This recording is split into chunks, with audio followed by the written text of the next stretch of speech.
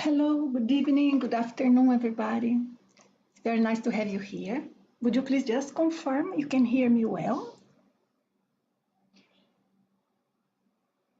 Is the volume good as well? Not only the quality, but the volume?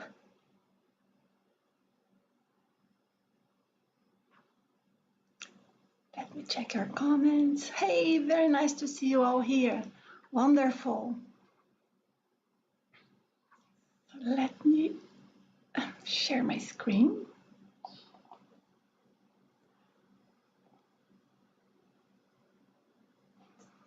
Thank you for joining. Thank you for being here with me. It's, as usual, an honor to be here with you in this day of the week when we can chat.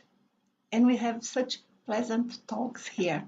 Today, we are going to discuss about a not so known phenomenon or process that we can see during an astral projection, which is regarding what sort of meteorological phenomena we can witness.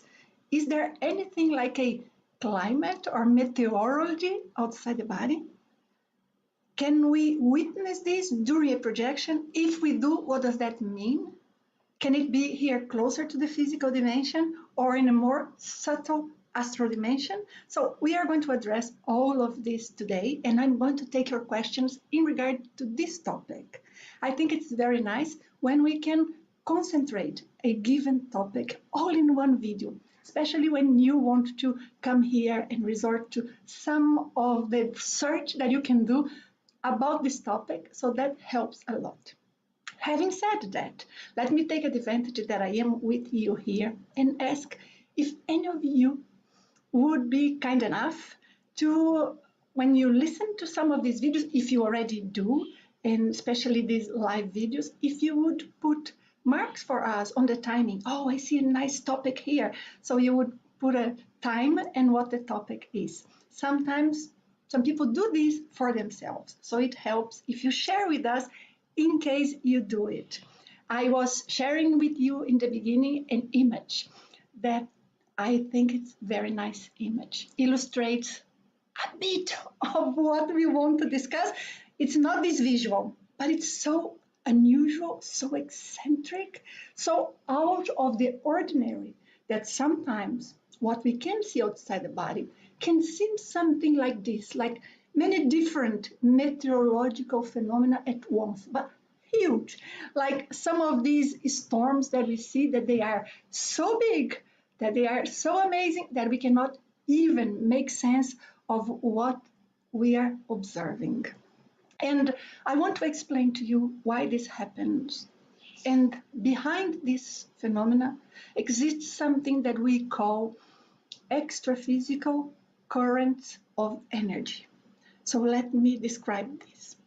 I will start by saying that we do not have outside of the body day and night, sun and moon. We do not. However, if you are projected in a layer of the astral dimension that is dense enough to be here closer to the physical dimension, you may observe some of the characteristics of the physical world. I have explained this in several videos, shared with you some experiences in which I could see some of these details and interpret, so I shared this with you. Those of you who have here my book, Astral Projection, it's a free ebook, you can download anytime you want. There I explain a lot about this, because I do not think it's possible for us to really understand the out-of-body experience, to master our experience, to have conscious experience and understand each of the situations we can face if we do not understand about these complex, intricate layers that we have within the astral dimension, which I love calling extra-physical dimension, just to say this is the physical one, there's an extra-physical dimension, but there are many layers. So we could say almost like many dimensions within the extra-physical dimension. So this is a process that we need to understand. But why am I explaining this? Because when we think of night and day, if you are projected in a dimension that is close enough to the physical one, to a point that you can see some of the details of the physical dimension. Sometimes we can see very precisely several details. Sometimes we faintly see some of the details. Then you can, for example, say, wow, I had a projection. It was sunrise and I was flying over the Atlantic Ocean. Wonderful. So you will sense the energy of that moment. You may see some of that morning sunshine, but you will also see, if you are in a conscious projection, if you are not limiting your perceptions outside of the body based on the conditionings of the physical body, if you are totally open-minded and with your lucidity at its ideal, its peak or the maximum that you can have there, you will also see the subtle energies, the energy of the non-physical dimension, the energy of this denser energy dimension that almost like create an interface between the physical one here, our ordinary physical world, and the non-physical spiritual world. So you pick details of both physical, visual, and feeling, especially the feeling, but also the energy aspect. Even visually, you can get the energy aspect. So then we are talking about observing a phenomenon that is physical one. That is not so common. Many times you are projected in a given environment and you see it as it's daylight, even though it's during the night. And many people think, so then I could only be dreaming. It's impossible. It cannot be a projection. But sometimes situations like these can happen in a projection because of different elements. Our own conditioning, so we set our mind to seeing that environment only to a certain degree of what we can capture, what we can get. And then it's not like we create it, but it's like in our mind we filter and we observe it. And especially we remember the projection when we bring to the physical brain as if that was, for example, daylight and it is night. However, that can also be a dream. That could also be a projection in which we are not very conscious and it mixes with dreams. If you look here in my channel, you will see detailed explanation about all of this. I need to make this introduction because if you are going to follow with me, the discussion we are going to have about meteorological phenomena in the non-physical dimension, I want to discard all of these things that I am saying now, because these are not the actual meteorological phenomena of the non-physical astral dimension. Actually, when we say meteorological, that's already wrong, because meteorological phenomena is here in the physical world. Well, I'm just using it to make it easy for us to communicate, because that's the point. I want you to get the idea of what I'm saying. Therefore, what we are going to observe and have very clear for us is that sometimes when we are projected in a dimension that is not here, we are not seeing the physical world. Please understand that. But we are completely lucid. It cannot be if we are half asleep, half projected, half conscious, because then it's not going to have the precision of details that we need to interpret that. Having said that, let me mention that in the non-physical world, many, if not to say all, but some have different energy characteristics, but in the majority of the dimensions within this astral dimension, we can have energy in the environment, building the environment, creating all of the structures we see, creating the elements like, is there a floor? What is that floor made of? Most of the dimensions we visit has something that we would describe as a floor.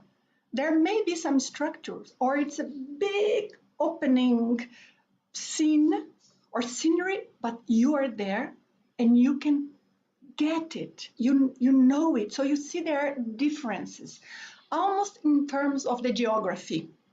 but there's no geography. So I'm going to use the words parageography to say about something that in our mind we could interpret as geography. And I'm going to say parameteorology. Oh my goodness, now I cannot pronounce the word, but you get it. So this is what we are going to address and we need to understand. So some of these dimensions, there are moments for specific conditions, usually when there is, for example, a cleaning of the environment or cleansing of the environment. It's not us projectors doing it, because if we go to an environment and we are there with our astral body, the level of condition we have to apply energy and create different phenomena, different processes in that large environment that has been created sometimes throughout millennia. And there's loads of energy there. So our capacity to affect it is very small. But sometimes groups of more developed consciousness, like beings, entities, spirits, people like us, but who are in between lives, but with more development in understanding about the multidimensional reality, how one dimension interacts with another, in understanding how energy operates in each of them, in understanding how to master our own energy. Anyways, abilities that we are developing, and that's why we are here. We are interested in this and we are developing. But consciousnesses who are interested in this and they are very developed into this aspect, they may have, oh, I'm sorry, I'm just adjusting here my light. Can you see me well? Yes? Okay, I think it's better now. I noticed it was not enough bright. So this consciousness, because they master well their energy, they can get to a certain dimension and produce a phenomenon that is a wave of energy. Sometimes this energy they create, which is with the purpose of cleansing the environment, may create such currents, like waves, that in our mind we would associate it with a meteorological phenomena. Some of those strange ones that sometimes we see here in the physical dimension. For example, something like this, like, wow, what is this? It's from another world. And some resemble like this because what we are seeing is not physical. We are seeing some currents of energy that may be very impactful in that given dimension. It is the point of it to be impactful. So this is one of the things that may happen. And while that energy goes soaring around, or as if there is a storm washing all of the different structures in that specific dimension, or if you see like there is something that would resemble like a hurricane, huge, at maximum level right there, and you are there projected. Have any of you ever had that? Please tell me in the comments down below if you did. I would love to hear your story. I know some people who have had this type of experience. It's not uncommon, but it's not every day that we would see it. So then that would, in our mind, and depending on the effect of that energy, so see, it's a programmed process. Somebody's producing it. This somebody, in this case, I'm telling you, it's like an advanced spiritual mentor, let's put it this way, an advanced mentor, who is trying to help remove residue of heavy energies, ill energies, with unbalanced pattern of information in it because of the inhabitants of that specific dimension. Sometimes it's like a community, but the energy that comes out of them may be so contaminated by their own idea of the world, idea of what the world is like. And some of these environments, they can be heavy-ish. People are afraid, sometimes are traumatized, sometimes are angry, sometimes, they want to destroy everything. Some are just sad. Some are just longing something. But whatever it is, it's characteristic of that environment. And that information start piling up, start becoming stronger and stronger in that environment. That is actually exactly what happens here in the physical world. If you have a certain building or a certain public park or a square in a given street, that a type of situation happens there very often. So let's say it's a street where people don't follow any law, they are with gunshots everywhere, you cannot go out, so that creates an atmosphere. The more we live that, the more we spread that type of emotion, thought, vision of reality around. It's natural, it's unavoidable. The more the situation happens, the more it gets reinforced, and it becomes like a loop, a positive feedback, not always easy to break. It needs a process. The very same thing that we would see here in the physical dimension happens in the non-physical one. So this community of consciousnesses who are in between lives, they may end up creating such an atmosphere of a very specific pattern in that non-physical dimension. The specific one that we are there, you are there, projected in this given example that we are picturing in our mind. So when you are projected there in that dimension, you would see these waves of energies, which are created by this mentor, these mentors, with the purpose of removing the residues, removing the crystallization of those energies. It's almost like shaking a bit the energy of the environment, and that helps a lot. It cleanses, it alleviates.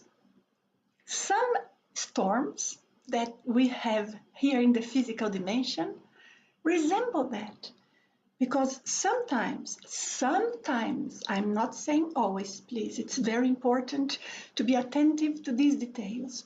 But sometimes some of the storms we have, they can be followed by one of these phenomena, or in the meteorological phenomena in the extra-physical dimension, and they bind together to create a connection in which both dimensions, the physical one, that specific neighborhood, plus that specific non-physical community can be both affected in a positive way, in my example, affected by this big wash of energy, especially if that given neighborhood is very much connected with the community of that specific non-physical dimension, and one affect the other.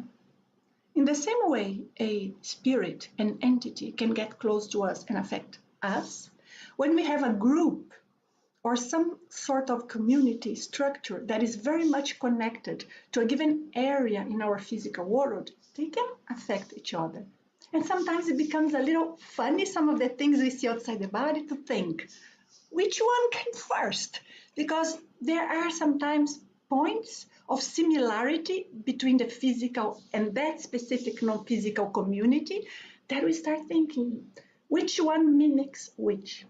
And usually it's something that is feeding each other. So it's interactive. Is it clear so far? If you allow me just a moment, please.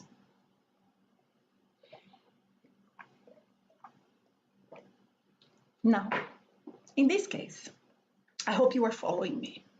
In this case, situation that we will see is that with time, that phenomenon tends to happen in a more subtle way in that specific dimension after that is cleansed.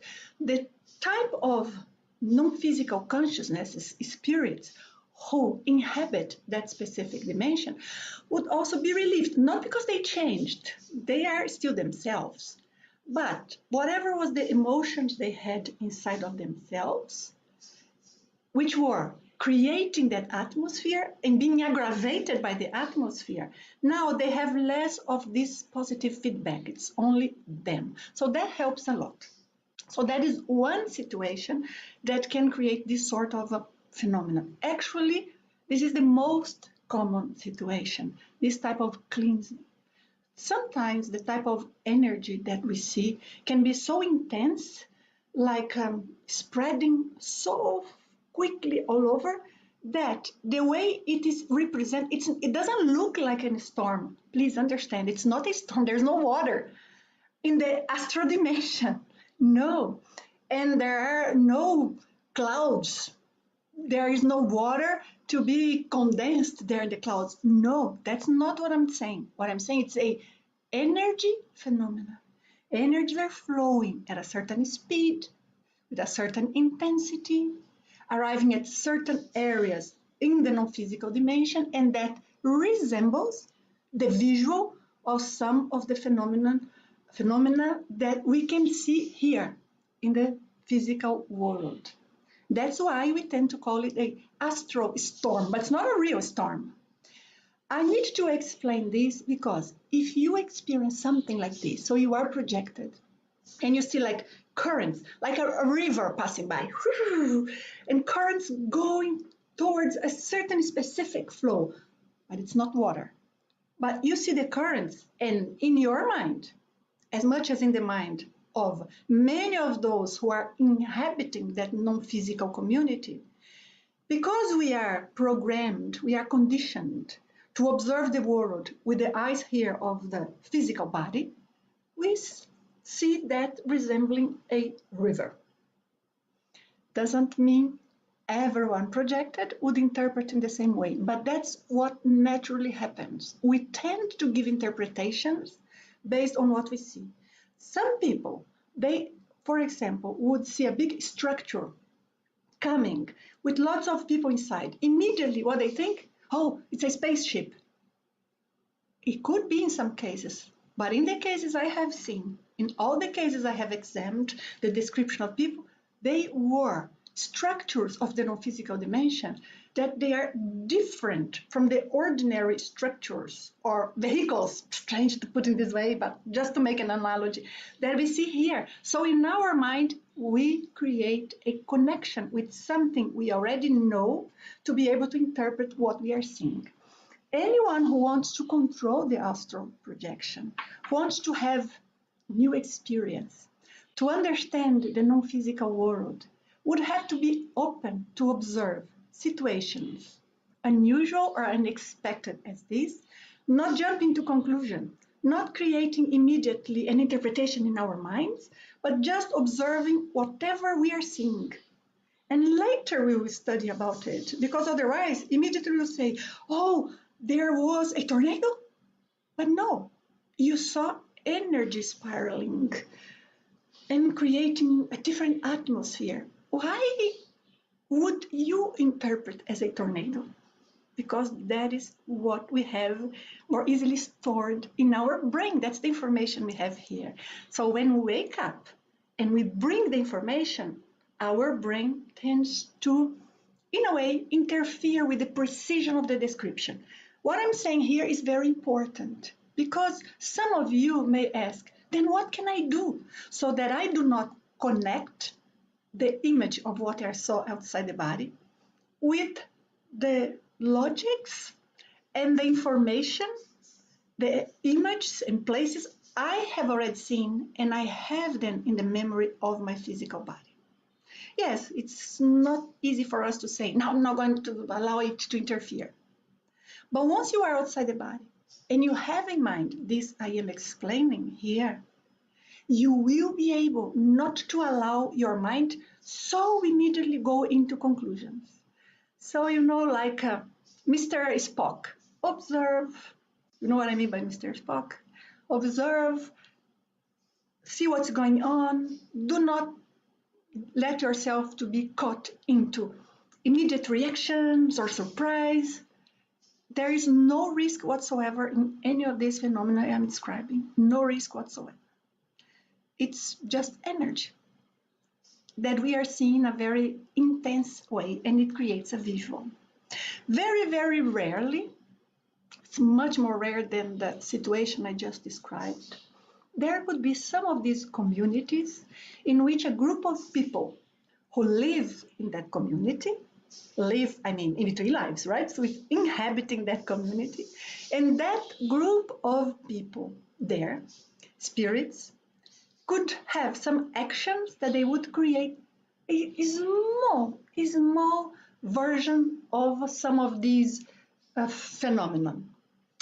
But what happens is that the degree of it, the length of time, the duration, the intensity is much, much lesser.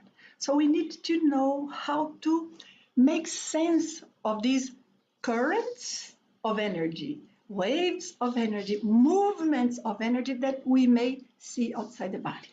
And again, just to conclude, based on what I have started this video saying, it has nothing to do with being day or night, with how bright you see the environment you are in when you are in your astral projection, or how darkish it looks like. It's not this, it's not related. If you want, leave me in the comments down below questions about this, and I'll be happy to do a video just to explain about this. When it's bright, when it's dark in the non-physical dimension, how you see it, so I can very happily address that. But to understand some of these phenomena, it's not enough that we just hear an experience, hear a story, and just know that one situation can happen. In my opinion, what has helped me the most, and that's what I dedicate to here in this channel, and as an instructor of the International Academy of Consciousness, that's what we do. What is the most significant is to understand whys. Without understanding whys, at least to the extent that the whys are known, but without understanding the whys, without connecting how one situation interacts or affects the other, why the experience is different, the astral projection, conscious one, would be different, completely different, if we are in this layer of the non-physical dimension, this density, or here, if what type of people is around. So it makes a huge difference. Therefore, understanding the mechanisms are super important. But here I wanted to bring this complex topic, very little known. People who experience it find very little explanation to what it is. So I wanted to clarify if it's the case that you experienced, or if you are curious to search or research about this during your out-of-body experience, go for it. Please share your experience here with me in the comments, because I'd love to hear your experiences related to this. Please, that is going to be very helpful, because we start creating like a account history, like a case history that helps us to understand more of the phenomenon that happen in the non-physical dimension, because there are many that are very little understood, because the number of cases we have are not enough for us to know precisely what's in there. So when you tell me your account, that is very good. It helps a lot. Very good. By the way, over there in my website, you have a section that is about accounts of psychic experience of any type. I'm going to say psychic, non-ordinary experience, astral projection, sensitivity, perceiving energy, sensing your chakras, being in contact with some non-physical being, and that helps us study through case history. But I'm not very much a fan of coming to a point of describing a phenomenon or defining a phenomenon based on one experience. I think that can be a flag that say, something needs to be more understood here. Well, for us to say we understand it, we need to have examined enough cases of similar phenomenon so that we can better understand it. The things that I share here with you in the channel are those that we have seen cases enough, have had experienced enough ourselves, like myself, but also other colleagues within the International Academy of Consciousness, for example, and many others who are not part of the IAC, but we interact with and we respect many professionals for the experience they have. But doing this, compiling, study, examining what is similar, not similar, and searching for whys, that is a very unique approach. And that's what I like to offer here, because I think it's not so easy to find anywhere. I hope I can do it. I hope you get what I'm trying to say and it makes sense to you.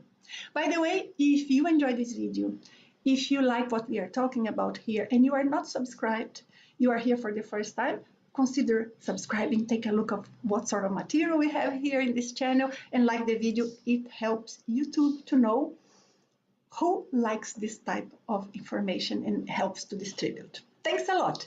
I have some other pictures here that Carol prepared for us, just to use as example.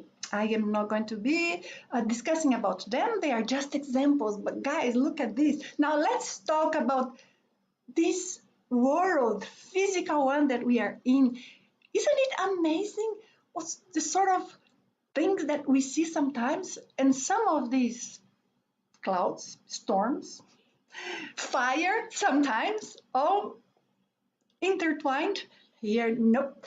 They can be super, super interesting. Now, this is more like what we would see outside the body. But imagine the lightning going in all directions all the time. Sometimes it is so intense that we are seeing almost as if the rain, and I have already emphasized it's not rain, it's not water, but we see that wave of energy going this direction, but at the same time in the opposite direction, and then going to all directions. It's almost impossible for our physical brain to be able to interpret what we are seeing, because here in this world, our environment is much simpler than what we could see in the non-physical dimension. But you get the idea, right? So that is what is important for us to be able to interpret our own experiences. I'd love to hear your questions and share some more with you. Perhaps Carol have selected some questions for us.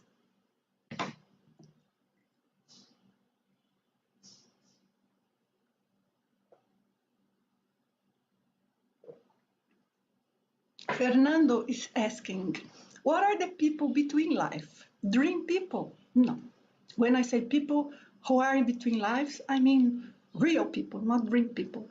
Real people who are alive, who have a life, who have their own opinions and ideas in the very same way that people we have around of us in this world have their opinions and ideas.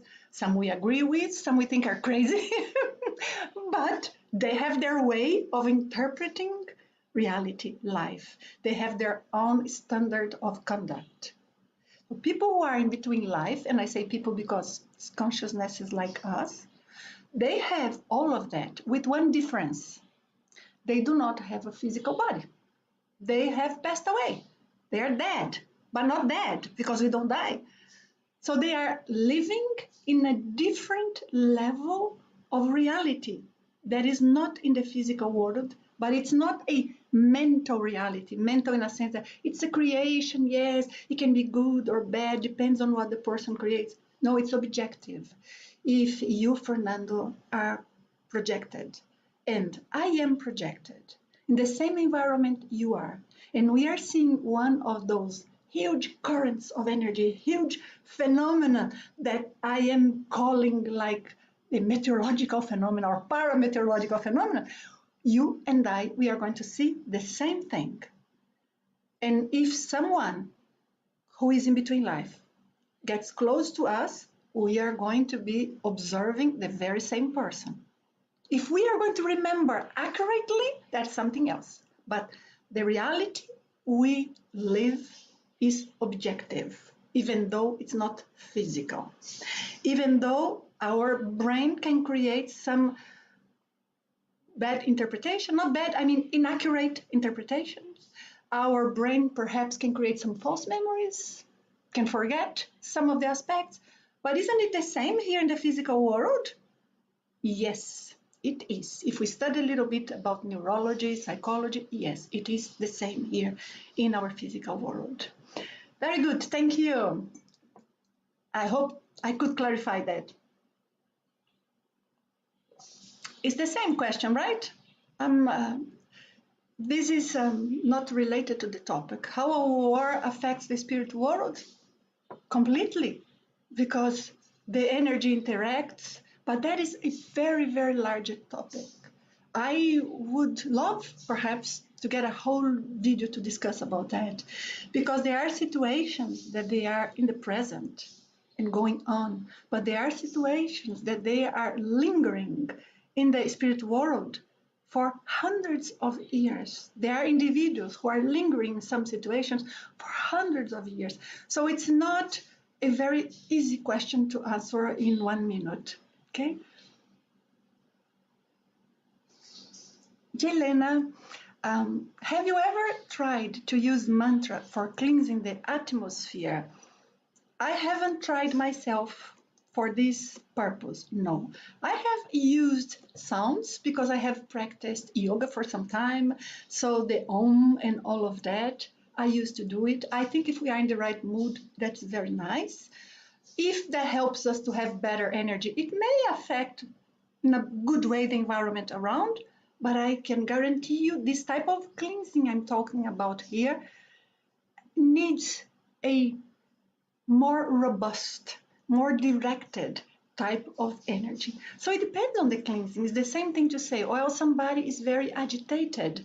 Can you just put a song for the person to relax? Oh yes, it is going to be relaxing. But some people is not going to be relaxing. On the contrary, they will break everything.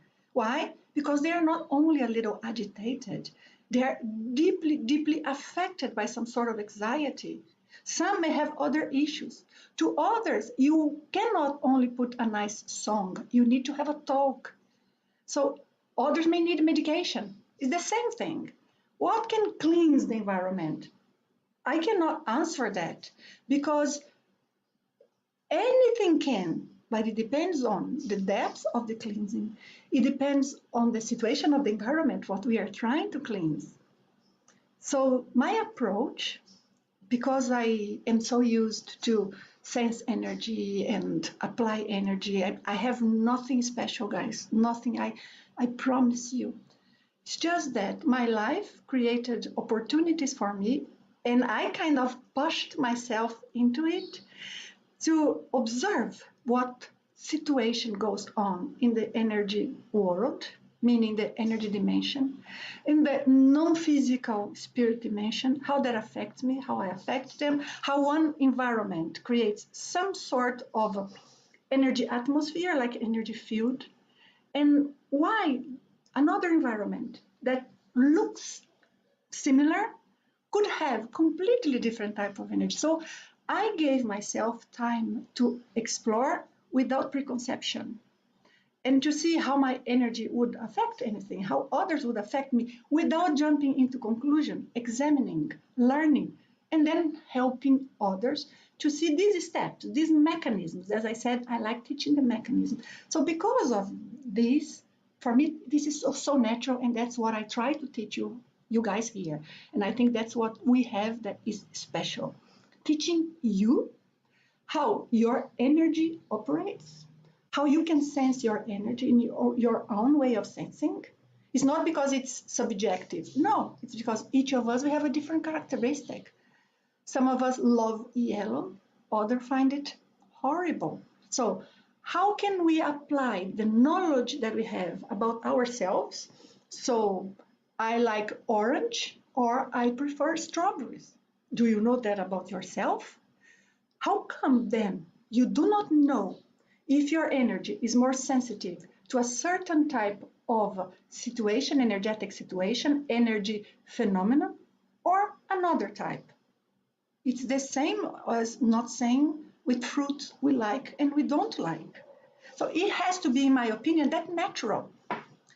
We should resort to our own capacity.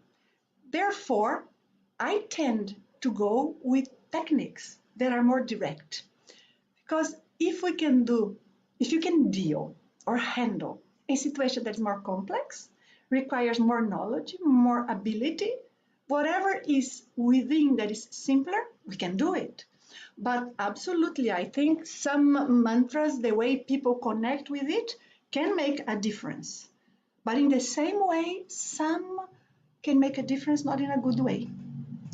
If you take a look, I have a video that we can put a card here for you that I have done the video. It's here in my channel.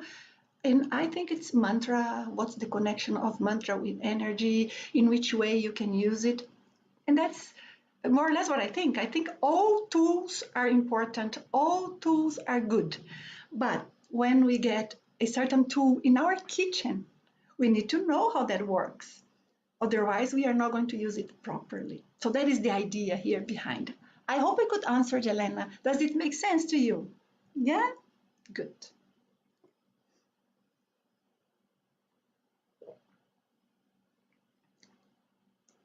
Hey, JW, how are you doing?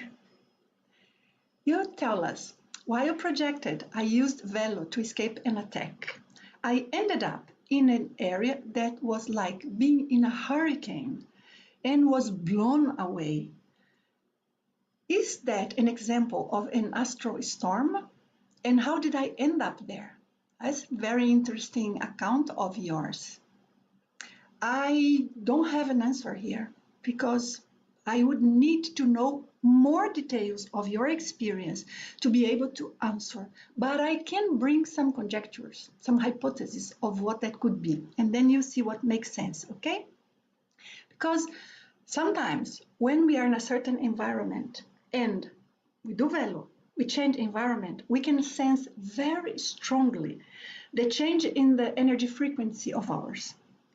So our perception of our own energy can be so much clearer, so much more clear than normal, that we would, in a way, perceive as everything is moving. So I do not know if what you had was more a sensation, a perception of the environment, or was an observation that was more visual. It was completely out of you.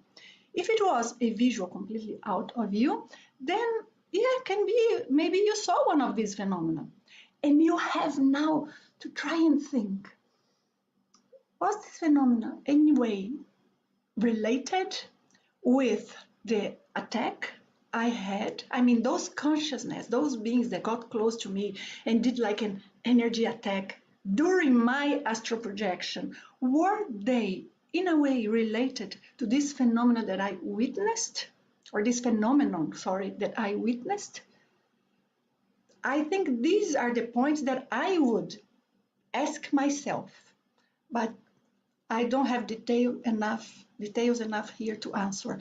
One thing, guys, that I'm going to tell you is that if we want to grow in our out-of-body experiences, in our perception of the non-physical world and how it interacts with the physical one, we have to understand that sometimes we will have experiences that is difficult for us to interpret because some aspects of the experience are missing, which is the case of here, of what JW said. So it is like, was I there for some specific purpose? Was I attacked because I had a connection with that place? Some of these things, they are relevant for us to interpret. But in many cases, we end up in a place and we do not know why.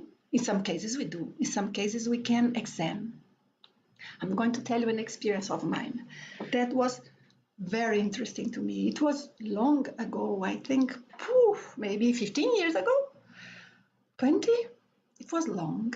And I was projected in a place that it was like something I'd never seen before.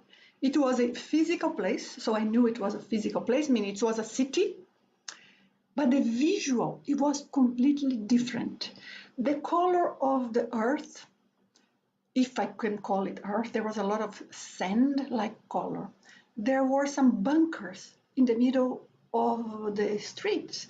The way I would see the elevation, like the geography, the type of building, And I was like, where is it? I've never seen it. And I think it's much more than 20 years ago that I had this. And I never seen anything like that.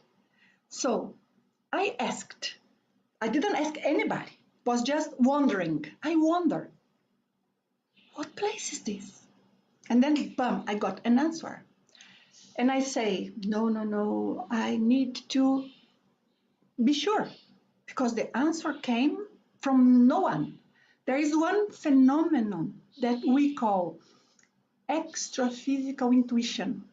Sometimes you are in a given environment and you think, why is this? What is this? And the answer comes spontaneously. It's like an intuition of what is going on or what place is that, but nobody's telling you. There is not one consciousness, one person telling you. And we need to know how to interpret this. Because if we are not careful, we will imagine things. How can we be sure that we are not jumping into conclusion, imagining or thinking, I'm going to ask and somebody's going to answer, and we create that in our mind? So I guess it relies very much on how objective and rational we are during the projection. We cannot go, oh, what place is this? Oh, somebody answer. We need to be a little bit more logical. So it is wondering without being anxious to get the answer. Could I convey that to you? Sometimes it's so difficult to put into words some of the different attitudes, internal attitudes that we need to have. But I hope I could explain. It was just an example, just for us to see how we interpret some of the experiences and how sometimes we don't have an answer because some aspects are not clear. But sometimes, for no reason whatsoever, bam, we know what's going on because we simply get it from the environment. So JW was not this time that you got it from the environment, but keep an eye or a para eye for this situation. Great, thank you. Alexandre, could you share with us your most impressive parameteorological personal experience? I think for me was this situation, Alexandre, of seeing the waves of energy going in different directions. I remember seeing it, but I don't remember many details, how I got to the place. Why that was happening, I didn't recall that. But I have in my memory the vision of that surprising phenomenon. So it was like you imagine a storm, as if you could see from within the clouds, there are no clouds, but it's just a way of interpreting that complex image, as if you could see from within the clouds again, within the clouds, that energy falling down and up and creating other phenomena, not unlike some of the things that we see, but usually we only see it go down here in this dimension because of gravity. The only thing that we can see not necessarily going down is usually lightning, because it can go to different directions. But the water per se here in the physical dimension is always down, and I could see it flow in different ways. So that was very surprising. That's why I gave you an example of this. But I cannot tell much details because I remember just this fragment of the experience. I know it was a projection. It was not a dream. It's a very different sensation from a dream, or it was very different from a dream, the way I observed the image. I knew I was projected there in that moment, but I didn't bring much recollection. Again, like we just answered to JW, sometimes it's frustrating. And what I have to do is just keep the chunk of the information in an objective way of what I saw. This is what I saw. This is how far I know the information about what I saw, period. If we do that, if we are careful in only hold with us the information, the more objective information of what we actually experienced without jumping too quick into interpretation, we have better chances of remembering the event and being able to interpret, if not now, later. By the way, I'm going to make another parenthesis. Sometimes when we practice clairvoyance in nature, and I have already shared with you some techniques based on that. I have a whole video only for this, sharing techniques. But when we have clairvoyance in nature, sometimes we see waves of energy, but not resembling a storm. No, no, no, just gently.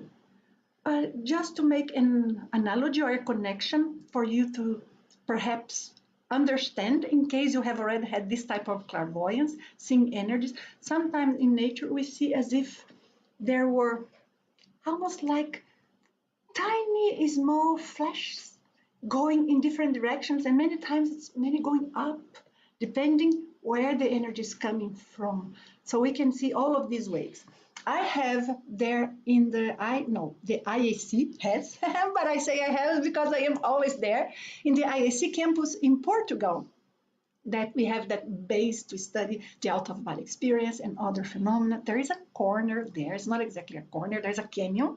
So when we go to the border of the canyon, a small canyon, but it's natural in that area. So when we go to the border and we see all the plants that are down there, trees and all of that, because of the type of energy that comes from the ground, we see the flow of energy so easily. So sometimes we have a student with us and we are practicing clairvoyance. It depends on the course, it depends on the condition. But when it is the case, we always bring them to that border of the canyon and helps them look in that spot. Look the opening between these trees, and don't imagine, don't look for anything. Just look at, don't look for. And when they are looking at, all of a sudden they start describing what they are seeing. Isn't that amazing? That what I see is the same thing that they see and the same thing that the other student also sees. So that cannot be just our mind. Because of this, we start learning how these waves and currents of energy work. Some environments in nature, they can have some currents that are so strong that we have to be careful. Not careful, but we have to pay attention. Because I remember once that I was in one of the places that we visit. I do not remember which park it was. We just stand in an area just to sense energy. And it was almost like making us dizzy, falling, making me dizzy.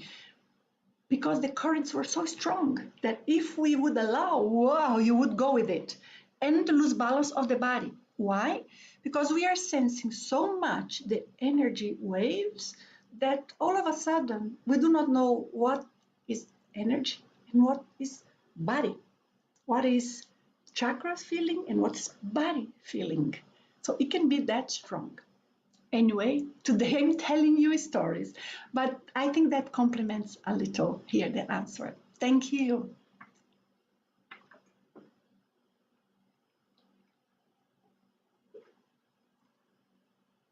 Jelena again, do you think that our energy here in the physical world can affect meteorological phenomena or a whole climate? I think it can, but I don't think it's simple.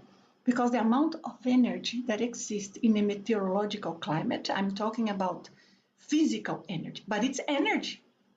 The amount is so huge that for us to affect it, we also need to have a degree of control of energy and capacity to connect with that specific layer where those energies are. But I think it's totally possible. Would I be able to do it? Maybe if it's a very small thing, maybe I can help a plant not to die. Does it work? Or something small like this. But there are cases, stories in which a certain phenomenon starts or stops at a moment that is just so in tune with a situation that would require that we can just look and say, that cannot be just coincidence, it's too much. Who is controlling it? Not anyone that I would know, not anyone that you would know, because that level of control requires a huge development in being able to master all different types of energy in all different dimensions. Is it possible? Yes, I mean, if we are evolving, goodness, one day we have to get there. I am working to get there one day, but how long ahead? And the fact is, sometimes can even be like a non-physical consciousness or someone here with a certain ability. None of those that we know. I have visited the Reich Museum. I think it's in Maine in the United States. It was a very interesting experience. One day I need to do a live only to tell you the experiences that I have had there.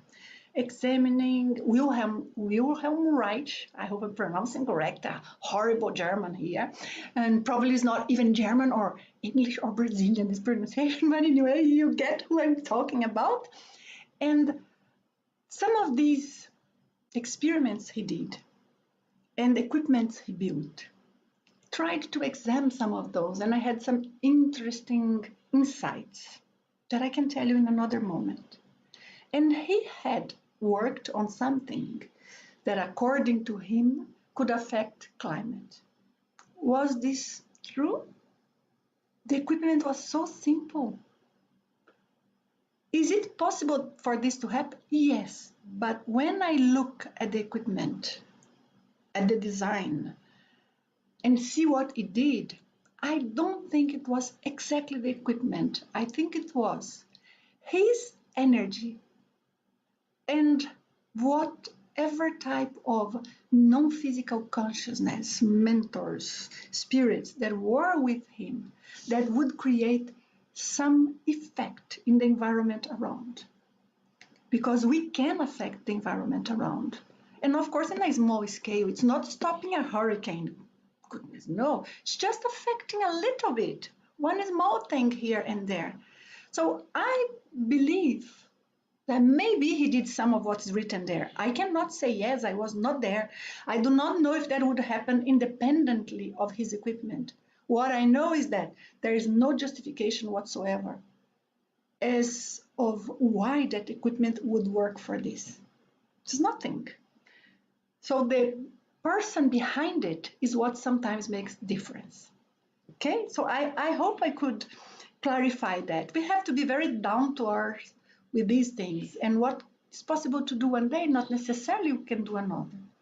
If we make an analogy here and we think of some of the phenomena in which some people, sometimes can materialize something or dematerialize or grab a glass with water and simply start changing the chemistry of the water. For example, make it like salty water, but there was no salty here initially, so it was almost like the properties of the atoms here were changed. So some experiments reveal that's possible. Also, if we think about cases of poltergeists, meaning things that happen in the physical world that are generated or were created, produced by non-physical spirits, non-physical beings, or by someone with a sort of energy that would affect the environment. And this can happen with any of us once in a while, in a small scale. And I have already explained some of it here in my channel, and I can go into more details. But in the same way we can affect the environment. Climate is environment. But we are talking about something big, huge. It's different than just turning on the TV, which is an electronic and it's much simpler. Do you understand what I mean? So I'm trying to give here the right degree of possibility or not to this answer, meaning possibility or not of affecting climate or anything like this. Thank you. If it were so simple, we wouldn't have problems of lack of water anymore, right? Is that okay, Carol? Can we go a while more, Carol? Yes? Okay. So, Johan, am I pronouncing your name correct? Johan, I had for a couple of years many out-of-body experiences. After 2019, no more. How it comes? So why? How you can have it again? Is that what you are saying, couple? I have a whole chapter here in this book explaining this. We call it Projective Recess. This is a small text. It's a free ebook. You read it in brief time, but the information, I believe, is very valuable. That's what I tried to do. And there is a whole chapter about this because many people go through this you are describing there, Johan. Whatever variables were there in that period, couple of years, made you have more lucidity in your astral projections. Something changed. Are you living in a different place? Is there something new in your life? Or was there someone who is new or who was there before and now is no longer? Did you change jobs? Did you start a job and maybe you were studying at the time? It's such a delicate balance to produce the out-of-body experience that sometimes we do techniques, we adjust, and then we go, and then it's a position, it's something else, until everything is adjusted. When everything is adjusted, it's amazing. Oh, it's easy. And there it is. And you were in a period that you had many, right? So why in that period? Another thing I want to propose for you to consider is, was there a non-physical mentor, like a spirit, helping you in that period? Maybe to show you it's possible? Or perhaps to help you remember of something? I'm guessing, okay? Just bringing examples. I'm not giving you an answer. I cannot know that. But sometimes this would be to make us be attentive or recall ourselves of the fact that we are not physical beings. This is a temporary life. So why it happened and what changed, why it started, what changed. If you can pinpoint that, you can try and adjust the exact variable that will now favor you to have more experiences.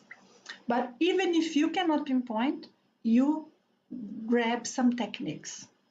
But not only astral projection techniques. That is my advice. You have to start with energy techniques. For example, the velo technique, it's one of the techniques that I know a lot because I have researched about this for over 15 years. So I know a lot about it. And the effects are amazing to favor conscious out-of-body experiences. For many different reasons, I'm not going to go into it. So it's velo. If you take a look, you will find some of this here in the channel, VELO. And there is a complete method. I have a book that I have written about this. It's more complex, the book per se, because it's more technical, but all the information on why vibrational state may happen when we are leaving the body, how to put our energy body in the right condition for us to detach, because disconnecting from the body is not a problem. The problem is, how do we remain conscious while the disconnection is happening and we keep being lucid and conscious after we detach? That is the key. The easier it is to slide out of the body or lift off, the more chances we have of remaining conscious. So this velo technique helps a lot, but there are many techniques. Try and take a look at my book. I have several tips about this there. So I would suggest you get very familiar with your energy so that you make your energy to be more and more loose and make it easier for the astral body to be looser. Therefore, when you do a technique, the technique has more chances of producing result. But any technique to leave the body can produce result. Try, see which technique is best for you and go getting closer to it. But sometimes, having said all of this, Johan, sometimes a situation created a blockage for us. That's why I said sometimes something changed. There are some people that one type of experience outside the body that is not necessarily a bad one, but something that surprised the person can even be a good one. The person met, for example, a father who had passed away, and that surprises so much that interferes in the possibility of having more lucid projections later on. Interferes in which way? Because psychologically speaking, it's a very delicate balance. psychologically speaking, it's like there's an expectation, or the person would assume that could happen again, and the person wants it too, or the person is too eager, or thinking, what if I meet someone else, or whatever. I mean, this is just an example. But even a situation that would happen in the astral projection can, in a way, create this blockage that we call projective, like in projection, projective recess. So it's the projector's block.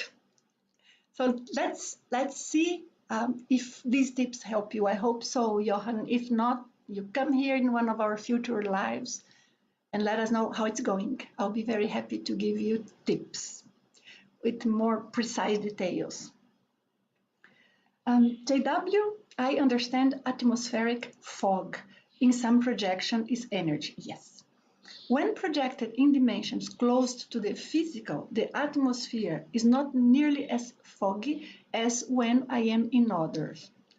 Why is this? I think it's just the way you are tuning with it, because, JW, I've had many projections here closer to the physical dimension that to me looked foggier than others that were subtler dimensions. So my experience is different than yours. There is no right or wrong. The point here, the key is how our paravision, the vision of the astral body, which is not eyes, it's lucidity, how we are connecting with the energy, the environment, and how our mind, because it's not the brain, but our mind is there, how we interpret life, right? So how we interpret what we are perceiving. I don't think seeing the fog or not has a relevance in terms of the density of the environment or the quality of the projection. I think it's more relevant in terms of the accuracy of our vision. Having said that, let me add something. We may have projections in which things look blurred, which is different than being foggy. I think you are not meaning blurred, but I just want to take advantage to explain that. Because when we say foggy, we are seeing as if we could see the atmosphere. It's not air, but let's just to make an analogy here with a foggy night, for example, or foggy morning. It's almost like we can see something smokish, foggish, everywhere, but still we can see through. It is quite strange because in the physical world, if it's foggy, you do not see through easily. You do not see clearly what's in the other side of the foggy environment. But this is physical dimension. In the non-physical dimension, we can see both. We can see foggy, but everything is sharp at the same time, which doesn't make sense in the physical world, but can happen and make sense in the non-physical world. So that is a situation that is naturally us observing the energy. So it can happen. Some other situations that we may experience is almost as if our vision is not tuning perfectly to the environment. So it is like, it's not so precise. It's really like it's blurred. You are looking at an image that has low resolution in your computer, for example. You know what it is, but it has no definition. That is different because that is usually more a process of how it's complex, and I want to explain the things, but let me try and summarize it in a nutshell.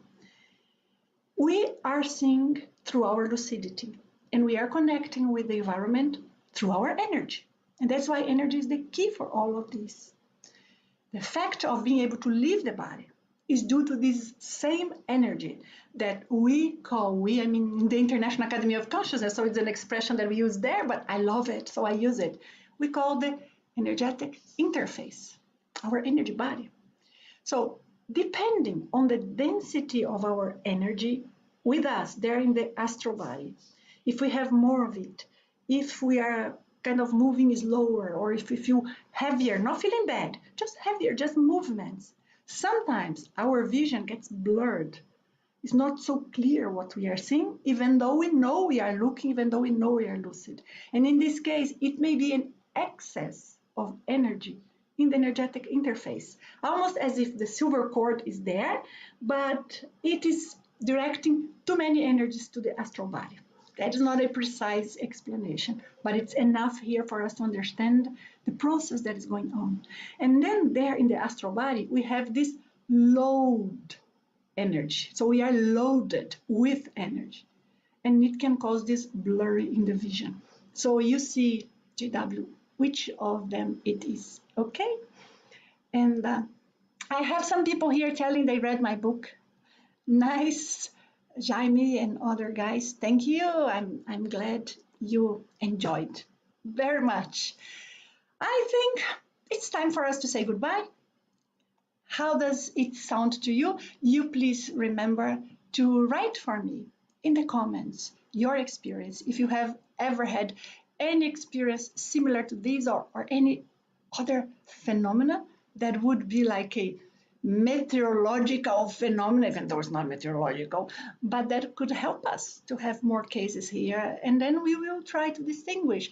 Was it half dream, half projection? Was it a real projection that we could not interpret? Is this a phenomenon that others have experienced?